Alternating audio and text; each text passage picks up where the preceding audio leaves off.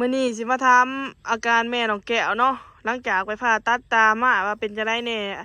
แล้วก็อาศัยอยู่คนเดียวเนาะสบายดีสบายดีเป็นจังไดแน่ล่ะไผเดี๋ยวนี้จะได้ไปกินข้ามากก็ยังมุอายุเพราะว่ามันเห็ดจะได้เห็ดบกี้อังตายังเป็นขาดอยู่ยังคัดอยู่เป็นจังไดน้องแก้วโทรมาหาอยู่บ่โอ้อยู่อ๋อตั้งแต่เพิ่นไปไทยนี่เพิ่นได้พาเงินมาให้เท่าไหร่ล่ะบัวลายแดแต่1,000-2,000เลยแหละโอ้แต่ละฝัน2,000เนาะพี่น้องจักขาหองบ่จักขาอีหยังเพิ่นก็ได้คิดฮอดเพิ่นอยู่บ่คือทอดแหละอันน้องแก้วก็ไปทำงานนะพี่น้องมาเพื่อมาส่งให้แม่นี่แหละอยู่บ้านผู้เดียวนี่ก็คือชีวิตประจำบ้านเพิ่นเนาะไปย่างไปจังสิแหละสิไปเอาอีหยังตอนนี้สิไปเอาเพื่องมาให้งัวโอ้จะสิไปเอาเพื่อนมาให้งัวบ่ขากับหน้าไม้ทางขาโทรศัพท์สิโทรหาลูกแต่ละเทื่อก็บ่มีได้พี่น้องเอ้ยนี่ไม่ได้โทษแล้วพี่น้องตาก็บ่เห็นหุ่งแต่ว่าสิไปเอาเพื่อนเนาะจะเพื่องมาให้งัวหน่อยตัวเดียวแหละโอ้มากกับบ่มีพูน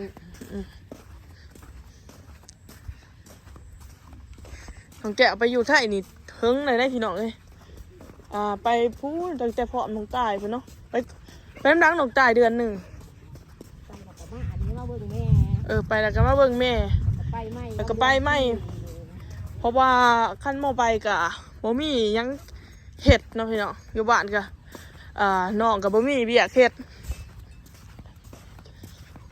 จังได๋พอกับบ่มีเนาะก็เลยจำเป็นไปดินด้นอยู่ในเมืองนะพี่น้อง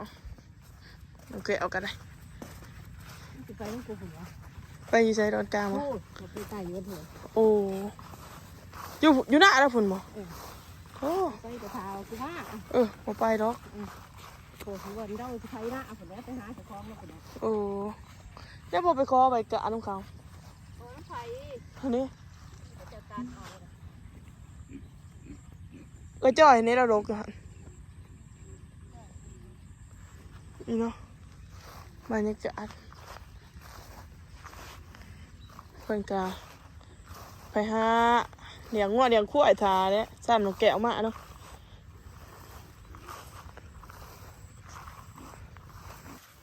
นี่ก็เป็นเทียงหน้าน้องแก้วเนาะตะกี้สิมีเทียงตอนนี้บ่มีแล้ว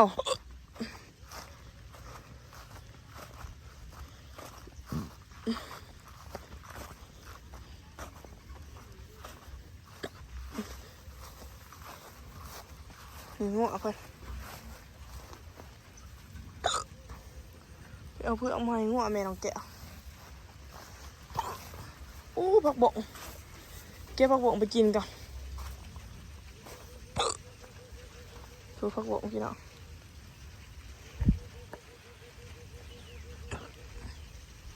เก็บผักบงไปดูก่อนหยอดผักบงงาม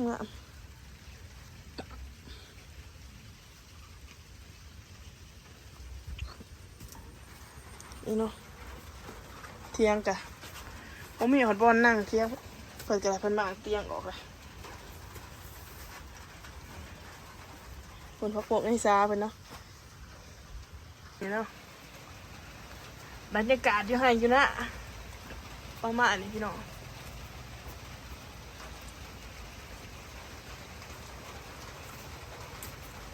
ฝนกระตก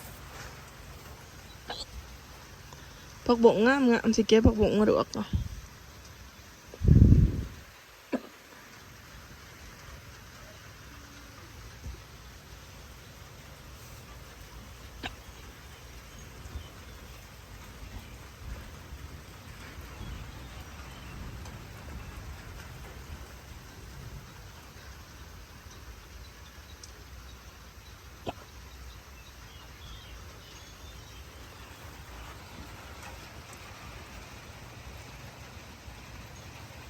เห็นเที่ยงหน้าแล้วก็คิดหอนน้องเด้พี่น้องเอ้ยคิดหอนน้องสาวน้องแก้วป่านนี้จักสิอยู่จังได้อยู่จะได้กินจังได้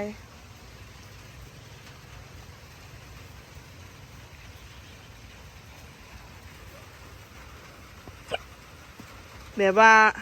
เขาเคยกินเคยอยากเนาะใหญ่มากน้ำกัน เพราะว่าใหญ่แล้วก็แยกย้ายกันไปเติบโต เห็นแต่ภาพความทรงจำเนาะตะกี้กะ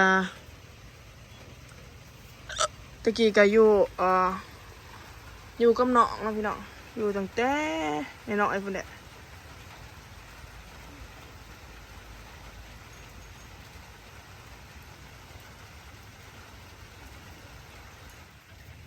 อยู่ตั้งแต่น้อยแล้วก็หยอกกันเด่นกันเนาะ เพราะว่าใหญ่มากแยกย้ายก็ไปเติบโตแล้วก็คิดฮอดน้องพี่น้องหูซึกเป็นห่วงอะไรเนาะเพราะน้องก็ยังน้อยอยู่แต่ก็ต้องไปสู่ชีวิตอยู่ในเมืองใหญ่หั้นนะคิดฮอดตาบ่าวผู้มันเสียไปแล้วเนาะ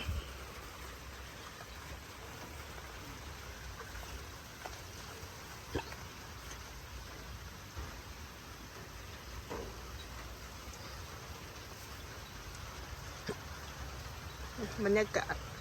ตะกี้มีเที่ยงนะบอลนี่แต่ข้าตะกี้โอ้ยมาเด่นน้ำหนองแกะตีกันได้เลยนี่แม่เป็นมะอะไรเนาะเอาเพื่องมะอะไรพวก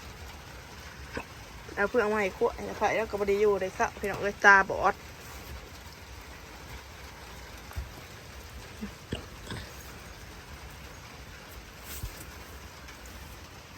อีตาหินตาโยกอีหยังอันเอาอีหยังมาผูกให้งูอ่ะหอย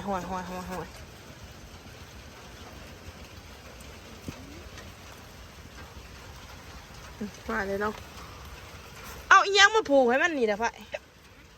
เอาอีหยังมาผูกใส่ข้อมันนี่ฮะโอ้เศร้าดอกบอนี่งัวกระเจ็บตาคนกระเจ็บตาพี่น้องนี่พี่น้องเอ้ยเห็นเตียงหน้าแล้วก็คิดหอดน้องเนาะเตียงกับใหม่นี่บรรยากาศกันเลย อยู่สูไปนี่แหละอยู่ไปจังสิแหละ ไผ่แล้วก็อยู่คนเดียวแล้วพี่น้อง อยู่ไปจังสิแหละ งัวก็ย่างตัวเดียวเนาะงัวก็ได้มันไหนดุบ่ ที่ข้าเอามันมา โอ้งัวมากเดี๋ยวเราพี่น้อง เมื่อยแห้งเมื่อยก็นอนเลย บางมือมันเมื่อยก็นอนเลยนะกูได้อาบ ก็กินหัวเข่านอนเลย กูกินหอดเข่ากูเมื่อยจะได้เนาะผู้เดียวแม่นหันแด่นี่บ่จักนกหญ้าบ่จักอันนั้นพี่น้องเลย นกหงาก็เมื่อยรกแบบเศร้ามือหวาดมือบีนเบิดมันมีหญ้าโยกน้ำหญ้าโยก ยังจะหมางเตียงออกบ่ได้ไผหมางให้งูอายุบ่ มาให้งัวอยู่งัวบ่มีบนอยู่จะมีเตียงได้หนิแล้ว พักผ่อนหยอดเนี่ยเลยบ่เก็บไปดูอักแน่เบิ่งสิเก็บไปต้มเสมีมักติก่อนนี่นะตะกี้โอ้ยพี่น้องเอ้ยอยู่กับน้องแก้วนี่แต่งกินแต่งอยากได้ตะกี้เก็บผักบงไปดูอักเสมีก่อน